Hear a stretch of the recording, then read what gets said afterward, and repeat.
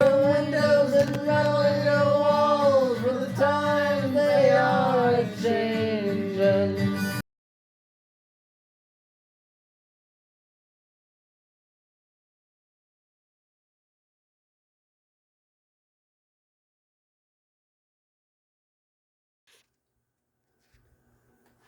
Every day of freedom, every day to yourself, every day where you get to choose what you do, what you spend your time on, every day that you're not a slave to some corporation or rich billionaire or some religion. Every day that you're free is an act of rebellion. It is a choice, an opportunity to be amazing. It is an opportunity, an invitation to change yourself, the world, and what's out there to be seen.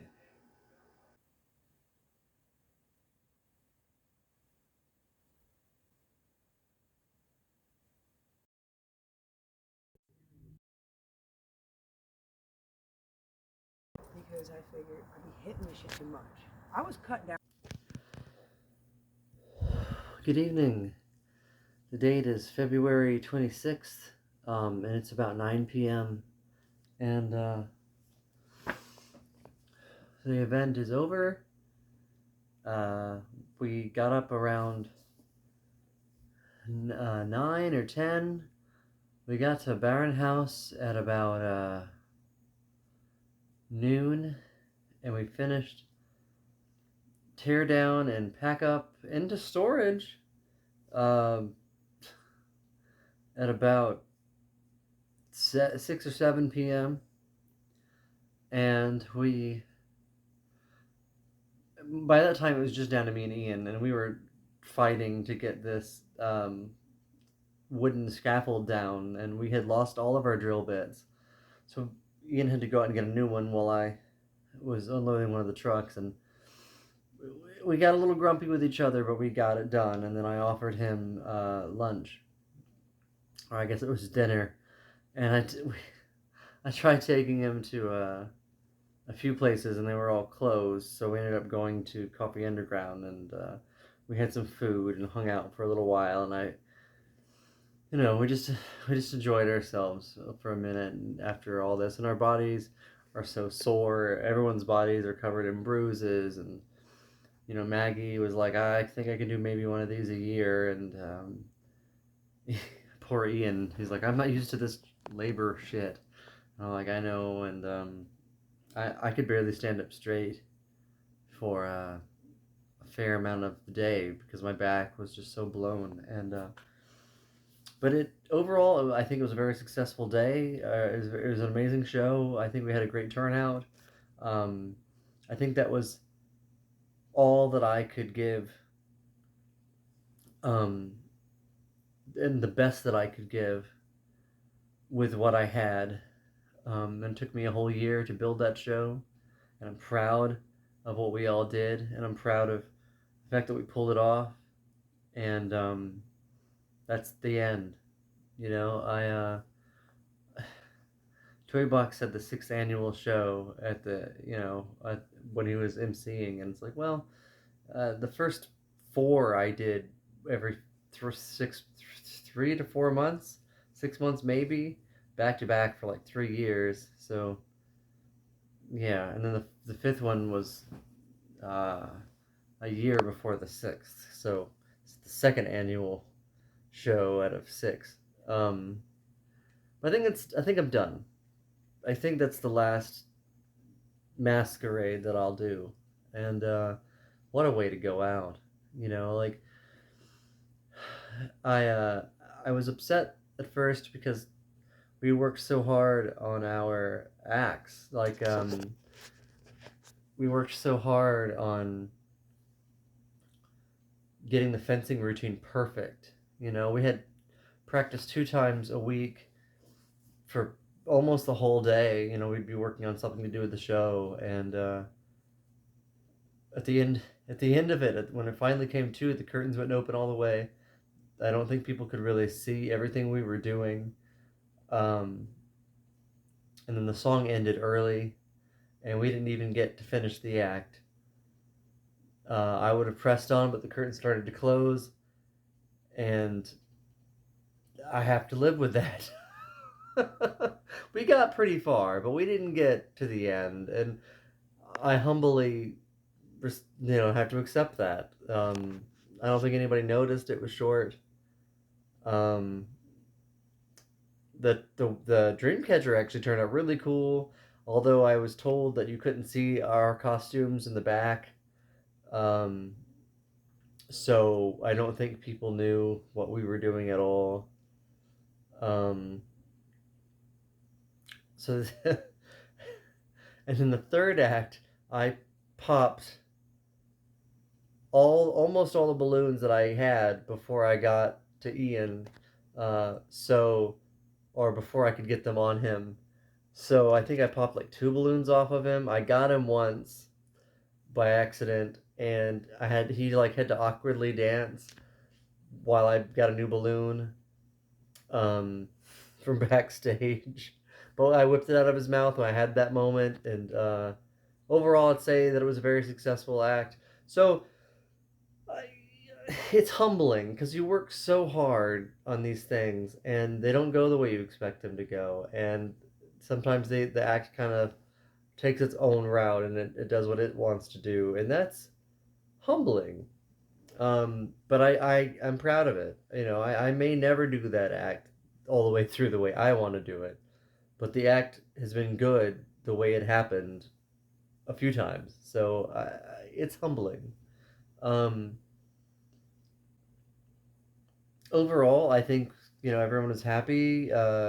Even Barnhouse didn't seem to mind too much that we had to we took a little longer to tear down, because after the show, we took the things that really mattered, like the lockbox and some of like people's personals, but we left everything and we went to Denny's, um, and we sat there for about 30 minutes before Denny's told us that they wouldn't accept a table of 14 without a reservation, and we left because they wouldn't serve us. But I thought it was such bullshit that they let us sit there for that long. We went to Waffle House, so we ate, and then we came back to the house for a little bit, and it was nice.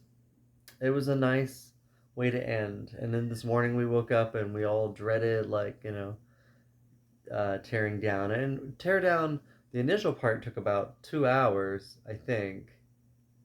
And then we started loading everything, and then yeah, like overall it took us about 6 or 7 hours. Once we were in storage, I threw out a lot. I got rid of the giant wooden moons and mask because they were just so heavy. I was kind of convinced by Tal and Ian that I should just get regular TV mounts to mount them on that wooden thing, and then Velcro, uh, like the like Velcro foam to the TVs, and then just paint those to be like moons and such. And I was like, okay, that would be lighter, and it was so heavy and so cumbersome that it just it's too much to carry around anymore. And in the spirit of just making it easier for the crew, I feel like that's the right choice. So and I feel like it was time to let them go.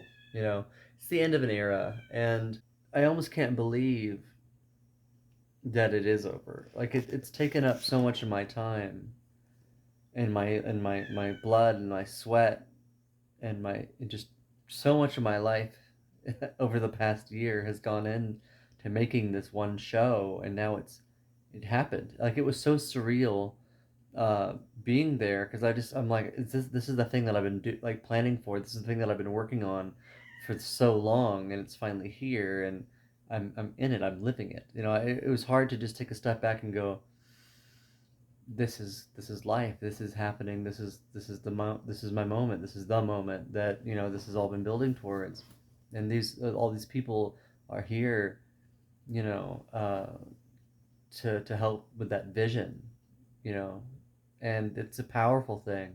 It was so surreal. It was hard to believe that that was happening. It was very moving. Um, and I had people today on Facebook, talking about how they were uh, happy to be included, that they get to participate and help bring that vision to life, and that was so heartwarming, and just I I just never expected that, and I'm honored um, that people connected with it on that level. Um, and now I'm relieved that it's done. I look forward to uh, being able to focus on finances and getting my personal life a little bit more in check, and hopefully fixing some of these issues, and painting. I want to paint. I want to have a little bit of a normal life for a little while, and just allow myself to paint and play games and date, and maybe get into something serious, and just enjoy myself while I still can. I don't want to tear my body up all the time. I think the next, if I do one next year, it's gonna be the circus play. It'll have a story, and I won't be in it. I'll just manage. Um, I think that's what I want. So, um, oh, and Under Your Skin magazine. I don't know if you can see that. Let's see. Under Your Skin. We have an ad in here amongst a bunch of other amazingness. Um, check it out if you can. Um, I don't know about the next issue and when the next issue will be, but get your hands on it as soon as you can, because it's locally made. This is our ad. It's basically just the flyer, you know. It's basically just the flyer with everything on it, and yeah, it's pretty fucking cool. Pick yourself up one today. Maybe Frick Studio should consider making their own magazine. It seems like that's the newest thing, is for everybody to start doing zines. So you've got Rattlesnake Press, and I've got this, and there's at least one or two others that I've heard of. So today is March 3rd, and it's been a few days, since the show. It's really the first time that I felt okay since the show. It's taken me this long to feel normal-ish. So the good news is that I took the test, the T's, to see if I could qualify for the nursing program. And I was so nervous because I kind of suck at math, and I passed the math super well. Means that I'm probably going to go into nursing school, which is fucking awesome. Do you ever feel like you just want to jump out of your own skin? Like, I feel like I've done what I'm doing. I feel like I've done what I'm doing so long, potentially so well, And I know that there are artists that are 1,000 times better than me, but I feel like I've done pretty much what I wanted to with it. I'm not sure how much more I can really push my own personal limit without like going to school for it. And that could just mean me fucking, whatever. Like, I've been getting better consistently over the years, so it's potential, I'm sure I could get better, but I don't know how much better. And all that aside, I feel like I've expressed what I wanted to. And now I kind of feel like I'm expressing stuff or making things because I'm supposed to be making things. And I might paint. My friend Sasha has a painting she's been working on for almost a decade and hasn't finished it yet. Take the next left onto Dunbar Street. So conceivably, I could paint forever, no matter what job I had. But would I be able to manage events? Probably not. Continue on Dunbar Street for 1 mile. So lately I've been looking into like getting a management team together, make this a permanent function, get a management team, maybe 1 or 2 people that do like advertising and flyers and all of that, get someone who does sound, so when we want to score something, there's that. There's just so, like someone that does like video editing, which we have, and then 1 or 2 people that just literally like act as like my personal assistant, like someone who can go through and just manage the day-to-day ongoings of what is essentially my company. And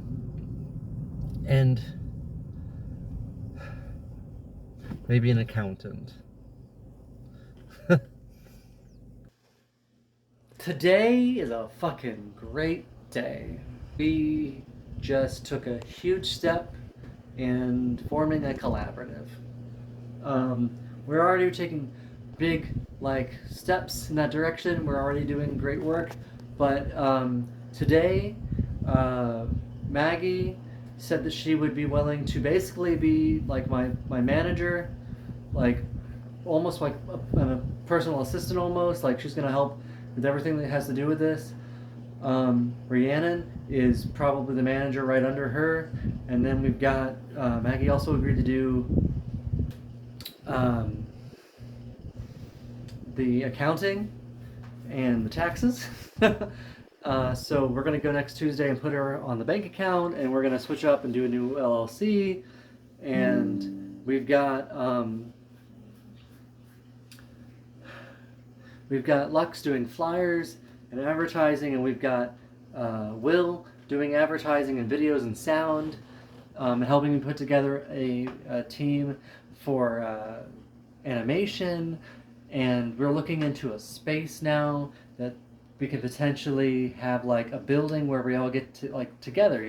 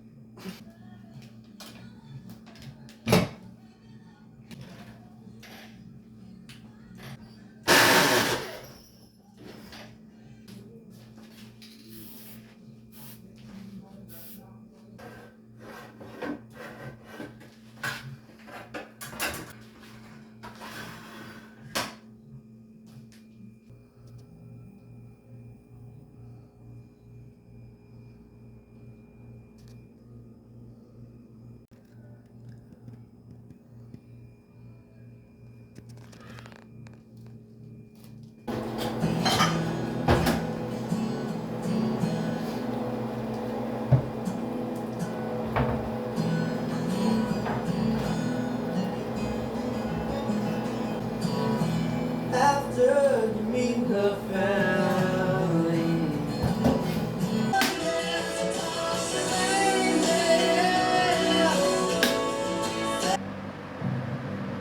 There's a great deal of history that you should know.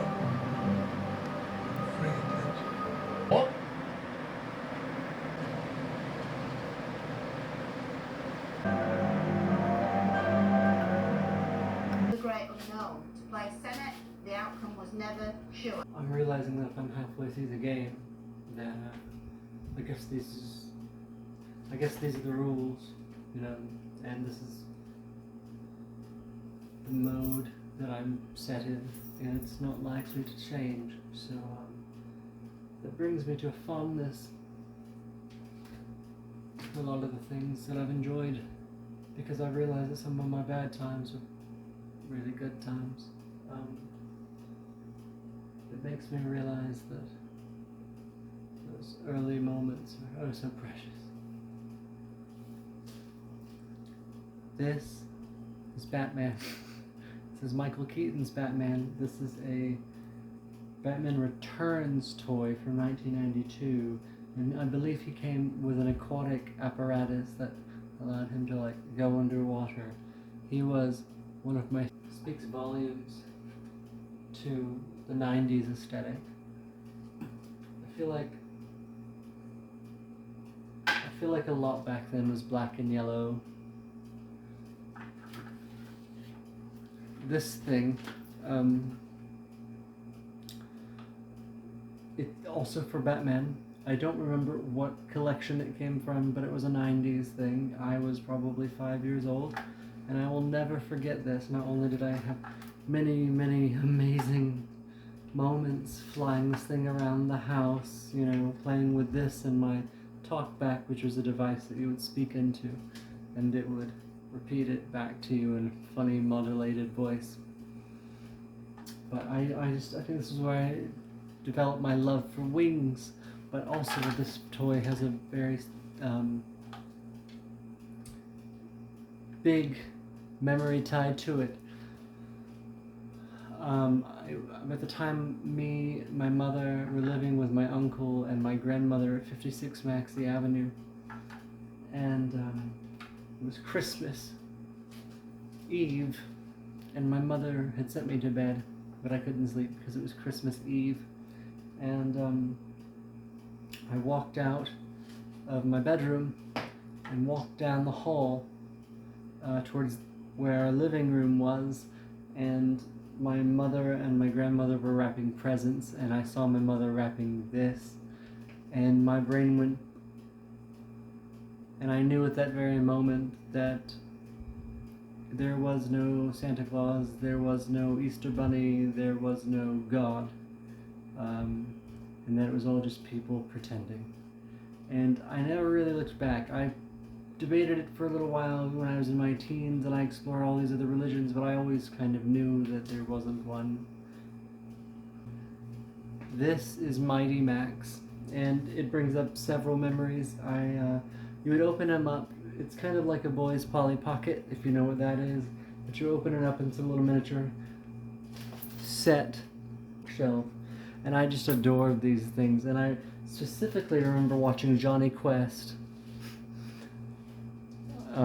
on like Boomerang or early Cartoon Network, and playing with this, and having my great-grandfather, who watched me a lot back then, he sort of watched over me while I played with this, and it brings me to other memories of my great-grandfather, who really probably took care of me more than maybe any other parental figure. Him and my great-grandmother were there oftentimes more than my mother was, because my mother was working third shift, and she was young, and it was beyond her control.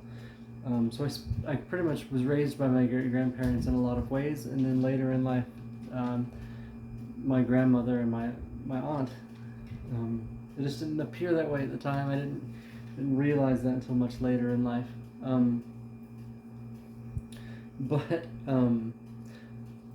This reminds me of sitting there and playing with this, and like action figures like these, and you know, on the dinner table while my great grandparents would watch like MASH or something. And then I remember one night my great grandfather took some foam that you would get out of, like, you know, from like underneath of a chicken when you buy it at the store, and he washed it off, and we cut it into shapes and made gliders. And we went out in the back porch, and it was late at night, or at least I thought it was, and we threw them off the back deck, and we would figure out how we could make them fly better and alter our designs. And I must have been 5 years old, 5 or 6, somewhere in there.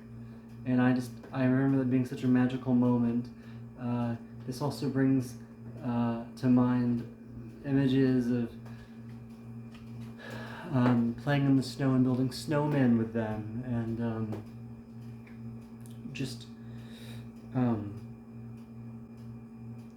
making stop motion animation things with my cousins, and because my great grandfather used to film every birthday, every Thanksgiving, and every holiday, and the kids, me and my cousins would get the camera and we'd shoot little short films, and oftentimes it just me and my cousin putting clay on domes and like flying spaceships around from some sort of a first person perspective, and just really silly stuff. And those are very fond memories for me because I feel like that's the closest I ever was to my cousins. After that, we all just kind of drifted apart with our own separate sort of lifestyles. But that's the last time I really felt like I belonged anywhere, is when I felt like we were all family. Lagoon, because my family was always a big fan of the Universal monsters. I of course loved Dracula, and I had several figurines of Dracula from that series because I would lose them, or the dog would chew them, or something. Anything with a cape I loved, and I still do. And this looks like he's been covered in clay, but I always thought this was just the coolest figure. Enjoy it. So this brings back fond memories of running around my grandmother's house at 56 Maxley Avenue and crawling through the room back there and just like digging out like toys like this and keyboards and other things, and we'd all just have fun. It's also about the time that I experienced my first video games, which would have been like watching my grandmother play The Legend of Zelda, or Super Mario World, or The Legend of Gaia, which is really cool. This is a DVD that I didn't make, my Uncle Vinny made it. It's a collection of photographs from our family over the years, and it was made probably back in, probably 2014, 2015, somewhere in there. But I ended up with it somehow, and I'm really glad that I did, because it's the only thing that I have, really. Once upon a time, I was a very bad kid, and I took a lot of the old photos of me and families, our family, I mean, and from our photo books, and I scanned them into pages, and I put them in my journals, which was really cool. And I kept my journals for almost 20 years. Over 20 years. They were stolen once. I got them back. They might have been stolen twice. I scanned them all into a computer meticulously, and eventually they were burned, and I kept them in digital archive.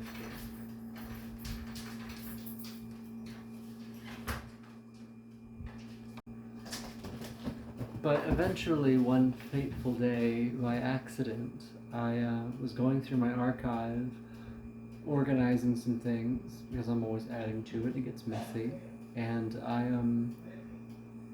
deleted the wrong folder, and it was too big to put in the recycle bin, and I lost all of my journals, and all of my family photos. And my story, the story of me going to Seattle and everything. I lost a lot that day, but at the same time it felt really relieving to just not be tethered anymore. Special, because this is actually a 25-year Walt Disney World anniversary hat. Because in 1997, I was 7, and me and my great-grandfather, my great-grandmother, my mother, my aunt, my uncle, my cousins, the entire family, went to Disney World, and my mom didn't get me anything, but my great-grandfather was hell-bent on getting me something, and he got me this. He was going to give me some candy, but my mom made me beg him not to get me candy. So I got this amazing hat, and it's got little Mickey Mouse ears on it. still smells like it used to. And I love this, and it reminds me of the one of 2 times I ever went to Disney World. The second time was with my mom and my ex-stepdad Brian, and those are the only 2 times I've ever been.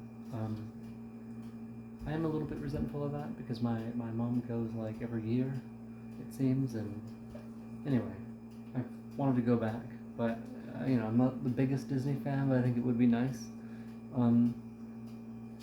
But anyway, yeah, this is a really special item. This actually does remind me of good memories with my mom. It's Boba Fett, and he's one of those little things that you put on like a stand or your finger, and he'll sort of chill there. When I was young, they used to do this with, like, they used to look like birds. This came out when they re-released Return of the Jedi in 1998. Me and my mother were huge Star Wars fans, and this reminds me of going to see all of the original Star Wars movies, and the prequels in the theaters. In fact, I think we even saw Rogue One and some of the sequel trilogy together. I think we just missed the last movie together. So me and my mother have seen every Star Wars film in theaters together. And this reminds me of that early time in my life when I was part of the Star Wars fan club.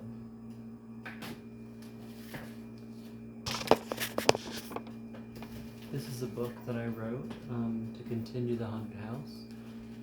When Tim passed away, he said that if anybody continued it, it should be Tal and I.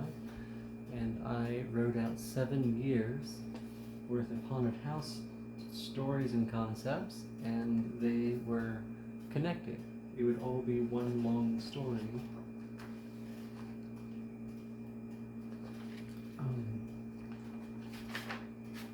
And this tells of the story. Some of these have maps. I wrote music for these. I came up with budgets. Like, it's very, very detailed. This is actually not the only book to this that I've got. This is just the most detailed. You can see I wrote music, and I actually wrote this into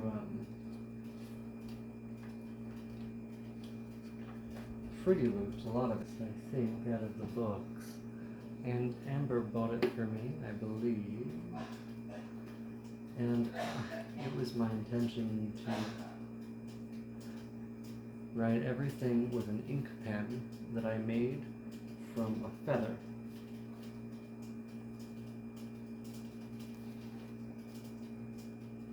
I think I stuck with it for the most part.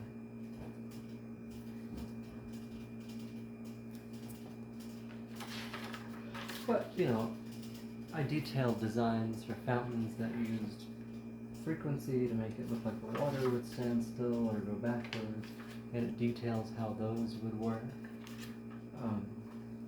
This was right at the beginning of my time as a welder, so right as I got into sculpture and metalworking, so my skill wasn't up to par yet with what I needed to make these things, but a lot of these things I did make.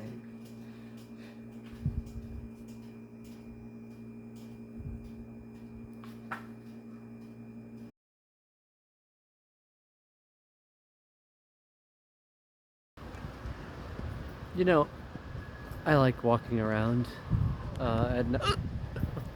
I've had a few drinks. I like walking around here at night. I often think about leaving the city, and sometimes I feel like I'm missing out. But, at the end of the day, this is my city, and I am my city's ember. I just belong here.